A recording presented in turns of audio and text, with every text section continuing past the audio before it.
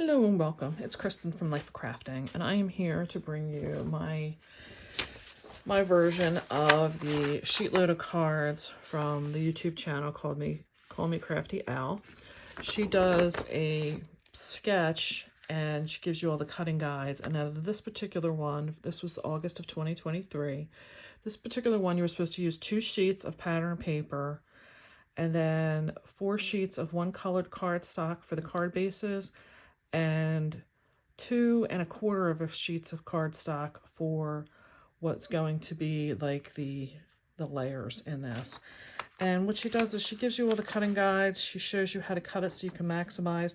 This particular one, when you cut the papers, you were not going to have any scraps left over of the printed paper. The one section that she had some scraps, and she was going to have you put them on the inside as like little flags, and that would have been what the scraps were, was those little things right there. So I mean, really, that wasn't a whole lot. So I had this Stampin' Up paper from, I think it was 2021. It was called Rings of Love, and I had some sheets left over. They weren't like a full paper pack. It was just something, I believe I had gone to a yard sale or bought, but it was, like I said, just a few miscellaneous papers. So I wound up having these, at least these 5 versions. My problem is I thought I made this video before and I can't find it anywhere.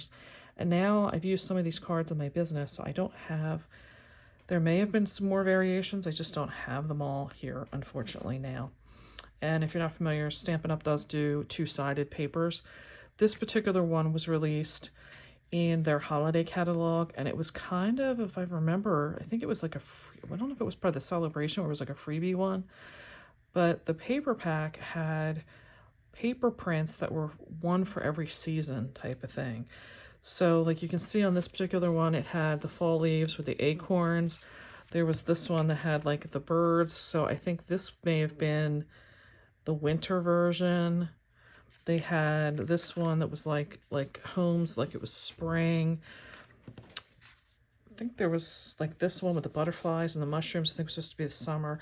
So it was very hard. I bring that up because it was very hard to mix and match, because the way she has you cut this stuff, you're using the 2 here, and then the strip that was left, if I remember correctly, is what you were using for here.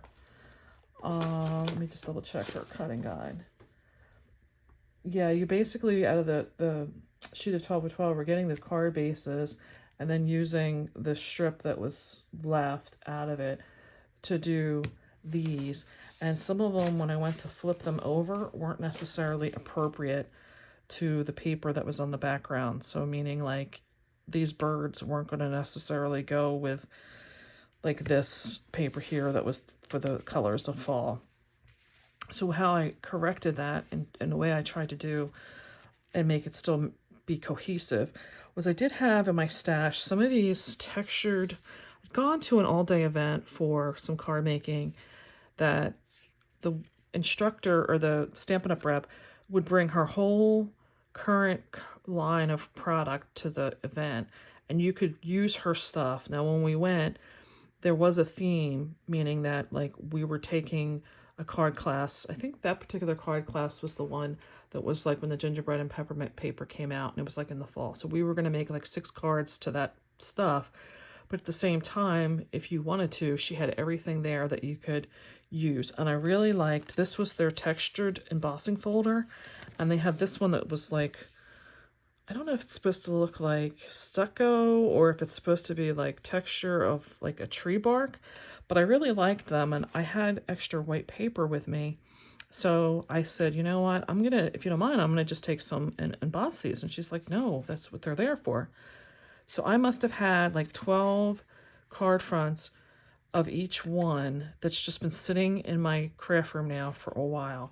So I thought, what better way? I'm going to put them in here and mix them in for where I didn't have something from the reverse side to mix and match in, and make this go further along. Because I think this card sketch was only supposed to make 8 cards, and I wound up getting, well, I also had I think there was 3 sheets of paper, so I was supposed to, I should have had like 12, and I think I made like 16 or something.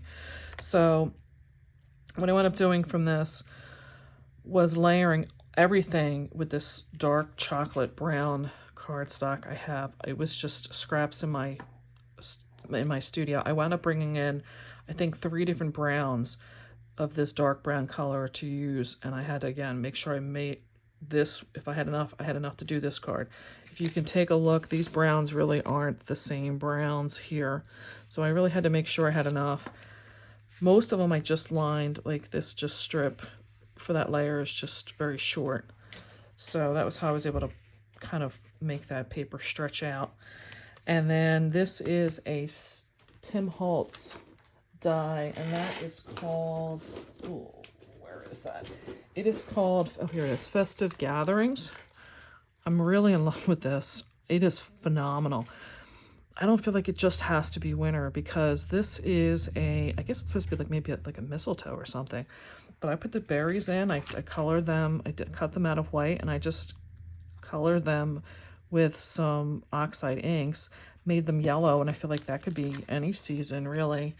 Obviously the holly would be a little, and this would be a little bit hard, but this one here I've used as well. Oh, this looks like a eucalyptus or something. So I felt like that was perfect for year-round. This one, and the 3 of them you could pretty much use year-round. So I just die cut them all out and used the same thing on each one of them. And I pulled in some of the, this one's really kind of a rough twine, so I thought it was perfect to use up in here. And getting more out of my craft room, yay! So I'd appreciate it if you got some inspiration to give me a thumbs up. I have lots more I'm videotaping, so be sure to subscribe down below, because I have a lot more coming. I'm trying to get through every one of these sheetload of cards. I started it in 21, and I really got behind in 23. So I have a lot more coming. Catch you next time. Bye.